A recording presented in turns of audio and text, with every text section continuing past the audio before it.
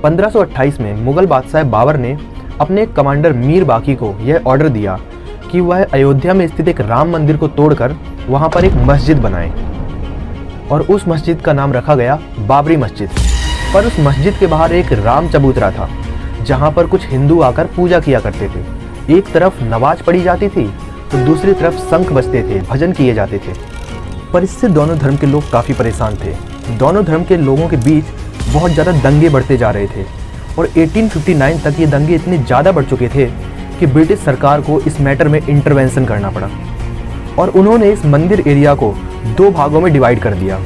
पहला मस्जिद वाला एरिया मुस्लिम्स को सौंपा गया और दूसरा राम चबूतरा और सीता रसोई वाला एरिया हिंदूज को दे दिया गया और दोनों साइड्स के बीच में एक 7 फीट की दीवार बनाई गई। पर इस डिसीजन से सभी लोग और मोस्टली हिंदूज काफ़ी परेशान थे। उनका कहना था कि भाई मुस्लिम्स को तो पूरी मस्जिद मिल रही है और वहीं हमें अपने भगवान की पूजा खुले में करनी पड़ रही है। और हिंदूज ने डिमांड की कि वह भी अपना एक छोटा सा मंदिर इस बाहर वाले एरिया में बनाना चाहते हैं, पर कोर्ट ने इस डिमांड को रिजेक्ट कर दिया। पर इससे हिंदू और मुस्लिम्स के कॉन्फ्लिक्ट्स और भी ज़्यादा बढ़ने लगे और ये कॉन्फ्लिक्ट्स इतने ज़्यादा बढ़ चुके थे कि मजबूरन यूपी गवर्नमेंट को उस पूरी साइट को ही बंद करना पड़ा और अब उस जगह पर जाना किसी के लिए भी अलाउ नहीं था। और इसके बाद स्टार्ट हुई एक बहुत बड़ी फाइट हिंदूज और मुस्लिम्स के बीच में। निर्मोही अखाड़ा, जो कि एक नेशनल ऑर्गेनाइजेशन है हिंदू साधुज का, उन्होंने कोर्ट में एक केस फाइल किया यह कहते हुए कि उनका राइट टू वर्शिप का वायलेशन हो रहा है और उन्हें राम जन्मभूमि में जाकर पूजा करने का अधिकार मिलना चाहिए। और 1961 में उनको काउंटर करते हुए मुस्लिम साइड से सुन्नी वक्फ बोर्ड ने कोर्ट केस फाइल किया और उन्होंने कहा कि यह लैंड उनको मिल जाना चाहिए क्योंकि इस लैंड में मस्जिद बनी हुई है जो कि मुस्लिम से बिलोंग करती है। और इसके बाद केस पे केस चलते जा रहे थे पर कोई भी डिसीजन नहीं हो पा रहा था। 1990 के स्टार्टिंग तक हिंदू साइड से 4 मेन पेटिशनर्स इस केस में आ चुके थे, जो थे महंत रामचंद्र दास जी, निर्मोही अखाड़ा, विश्व हिंदू परिषद और रामलला विराजमान। और मुस्लिम साइड से भी इसमें 2 पेटिशनर्स आ चुके थे, सुन्नी वक्फ बोर्ड और बाबरी एक्शन कमेटी। अभी तक इन लोगों की ओनली कोर्ट्स में फाइट चल रही थी और 1992 तक ये दंगे बहुत ज़्यादा बढ़ चुके थे और हिंदूज ने मिलकर इस मस्जिद पर अटैक कर दिया और इस मस्जिद को बहुत नुकसान पहुंचाया। और यह कहा जाता है कि एक बंदर ने खुद जाकर मस्जिद के ऊपर रामलला का झंडा लहराया था। पर इसके बाद भी राइट्स बढ़ते ही जा रहे थे। पूरे देश में जगह जगह दंगे हो रहे थे और करीब 3000 से 4000 लोगों ने इन दंगों में अपनी जान गंवा दी थी। लेकिन 2016 में एंट्री होती है एक प्रोमिनेंट लॉयर सुब्रमण्यम स्वामी जी की। इन्होंने भी इस केस पर सुप्रीम कोर्ट में केस फाइल कर दिया और इनके ऐसा करते ही 1 साल में करीब 32 केस और फाइल किए गए। इस प्रेशर की वजह से सुप्रीम कोर्ट ने कहा कि राम जन्मभूमि पर 2019 से सुनवाई चालू होगी और 8 जनवरी 2019 को सुप्रीम कोर्ट ने इस केस के लिए 5 जजेस का एक बेंच अपॉइंट किया। ये जजमेंट काफ़ी हिस्टोरिकल होने वाला था क्योंकि अब एक 500 साल से चल रहा केस फाइनली सॉल्व होने वाला था। ASI ने मेजर 533 एविडेंस कोर्ट के सामने प्रेजेंट किए थे, जिससे फाइनली 14 अक्टूबर 2019 को यह केस राम मंदिर के फेवर में आ जाता है और इस तरह 22 जनवरी 2024 को हमारे रामलला का उनके जन्मभूमि अयोध्या में प्राण प्रतिष्ठा की जाती है।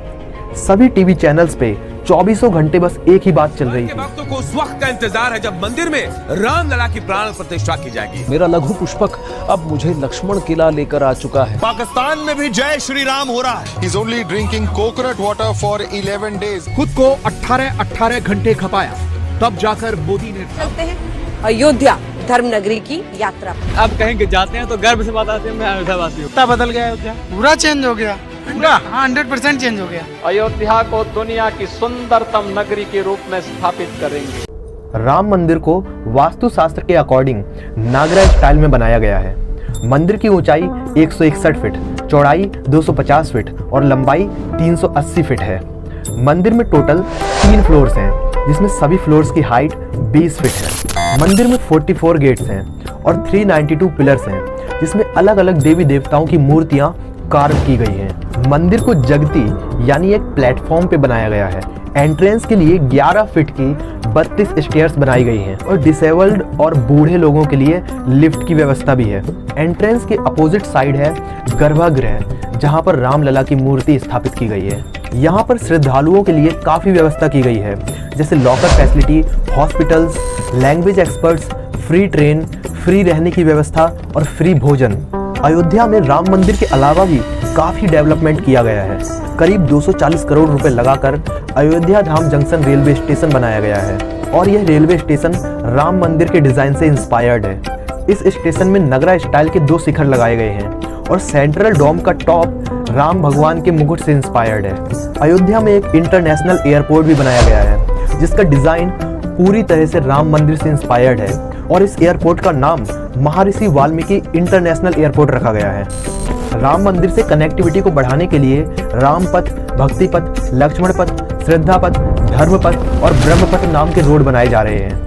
अयोध्या जाने वाले मेन हाईवेज पर ग्रांड एंट्री गेट बनाए जा रहे हैं जिन्हें देखकर आपको एहसास हो जाएगा कि आप इंडिया के बेस्ट कल्चरल टाउन राम नगरी अयोध्या में आ चुके हैं। अयोध्या में वाटर मेट्रो भी लॉन्च कर दी गई है जिसमें एक बार में 50 लोग बैठ सकते हैं। रहने के लिए यहाँ पर टेंट सिटीज बनाई जा रही हैं जो कि काफ़ी अफोर्डेबल रहने वाली हैं और यहाँ पर काफ़ी बड़े बड़े होटल्स जैसे ताज होटल, रेडिसन बनाए जा रहे हैं। अयोध्या में दुनिया का टॉलेस्ट स्टैचू बनाया जा रहा है जिसकी हाइट होगी 823 फीट।